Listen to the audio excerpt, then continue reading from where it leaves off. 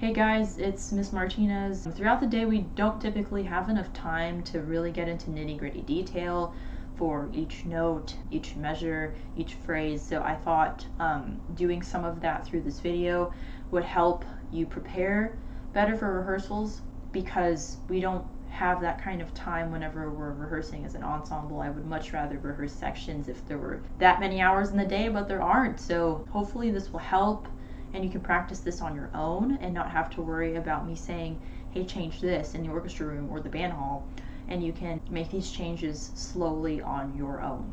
Let's talk about the beginning for a second. Where we come in, we have two accented half notes, right? And I'm kind of hearing something like this, as opposed to the forte piano that it's written at, right?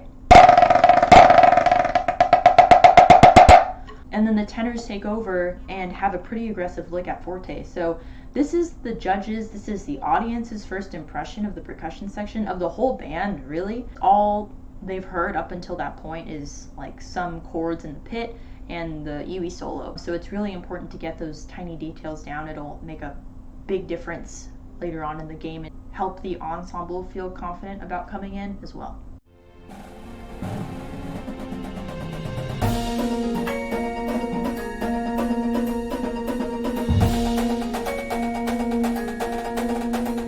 Next part I wanted to talk about has to do with this first line that's on the top of your screen. If I'm playing the last three measures, going to B, this is what I see sometimes. I see something like this. It's very choppy at the end. Float or lift on those last two notes in that triplet grouping, and it'll feel and look a lot more natural. And this happens actually a lot in the show. So I'm probably going to be talking about it more, but this is what I want it to look like, and I'm sure T wants it to look like.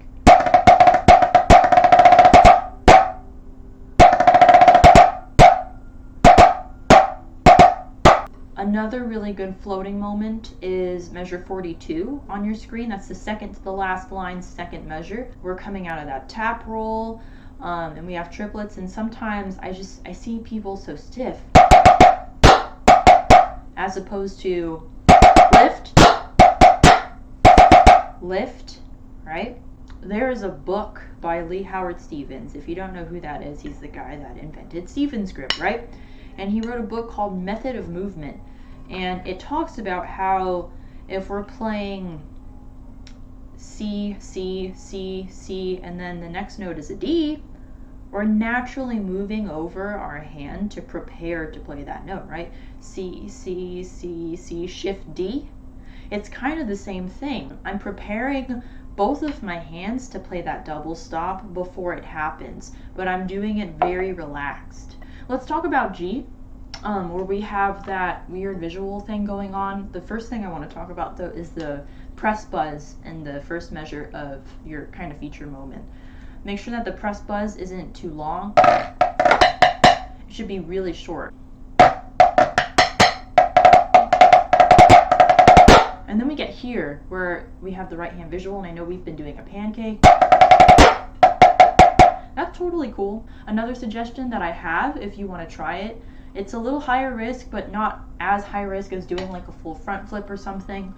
They're half flips, two half flips, and I suggested doing a half side flip and then a half flip backwards just to get back to matched position.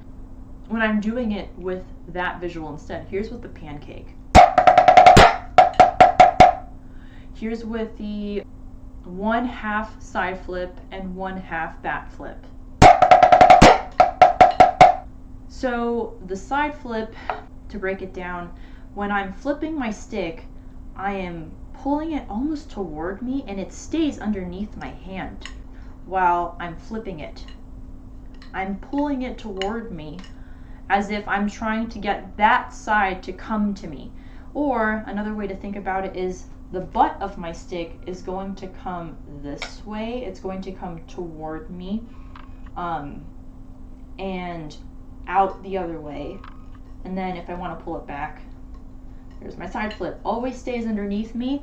It kind of looks like I stay in match position almost. I'm not ever changing, like I'm not going underhand or French grip or anything like that. I'm kind of staying in this mashed grip position and just pulling whichever end I want to meet. From here, just do a regular back flip, and the only difference between this side flip thing we're doing and the back flip is that back flips are typically done like in the French style of percussion, right, where we have our thumbs on top to flip it back, and that's pretty low risk. The last thing I want to talk about in G to H is the back sticking. I want to focus on the left hand. With the left hand, I want you to think about for a second, like, why would this be bad? Why would it be bad at fast tempos? Why would it be bad in terms of fatigue? Why would it be bad in terms of sound quality? So when we have to make the jump between here and here in like 0.1 nanosecond, we can sacrifice a lot of sound quality.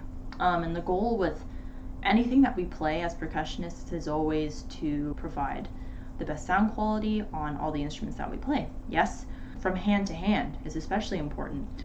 Another way that we can backstick and minimize this big chicken wing elbow movement is to, instead of clearing the rim straight out in a way like to the left side, we kind of clear it toward ourselves and draw a circle away.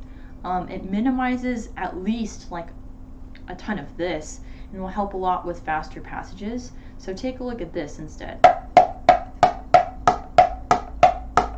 That's a really big difference. So that's something to practice. You're going to have some elbow movement either way. It's definitely a lot less extravagant than clearing the rim this way.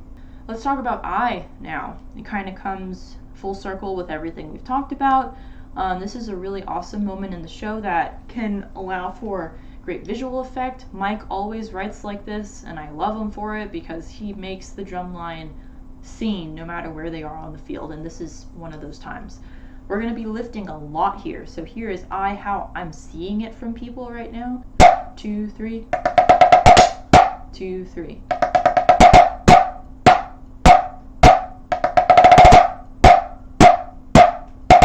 Very choppy, but rhythmically accurate, but it doesn't look relaxed, right?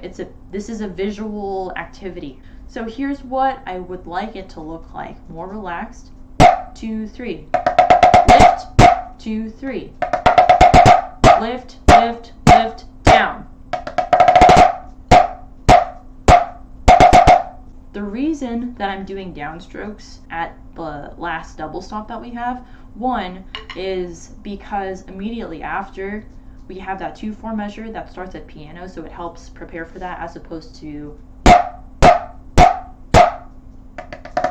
and having to awkwardly go back down. Then I do it at the very end also, because there's a rest there, and that's like a lot of weird time to float, maybe.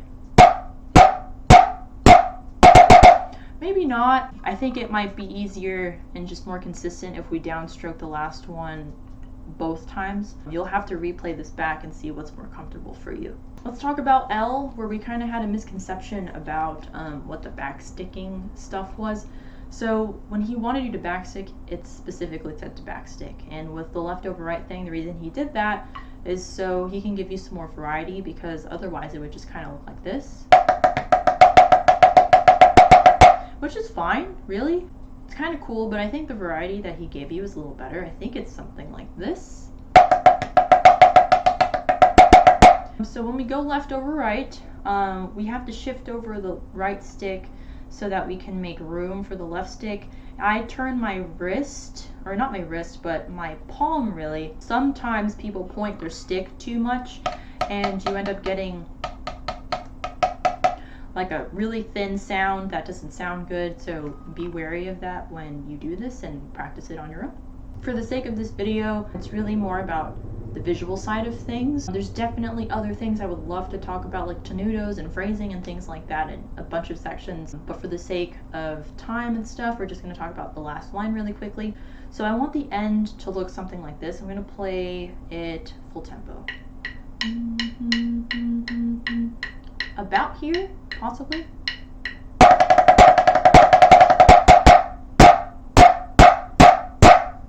And down, right at the end. My left hand, after I play the left hand quarter note, kind of disappears. We do this like in drum corps all the time, and I do it with my students at other schools and stuff like that. Here is the last line, full tempo.